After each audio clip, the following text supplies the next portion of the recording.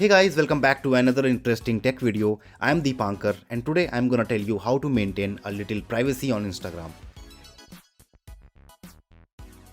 Can you see this green dot? It means the user is currently using the Instagram. Maybe scrolling through reels or having a fun conversation with someone. This green dot is called activity status. When the user is not active, it shows the timestamp of when the user was last active. The activity status is on by default. But what if you do not want other people to know when you are actively using the app or when you were last seen on the app? For this, you can turn off activity status. When you turn activity status off, no one can see when you are online, and you also won't be able to see the activity status of other accounts. Now if you are ready to turn off activity status, follow these steps. Open Instagram app and go to your profile. Now tap hamburger icon at the top right and click settings and privacy.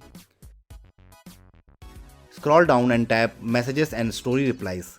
Tap show activity status and disable the toggle in front of it to turn it off.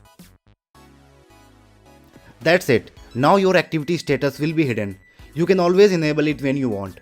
I hope this video was helpful. If you enjoyed watching it, give it a thumbs up and subscribe our channel for more interesting tech videos. Thanks for watching and I hope to see you in my next video.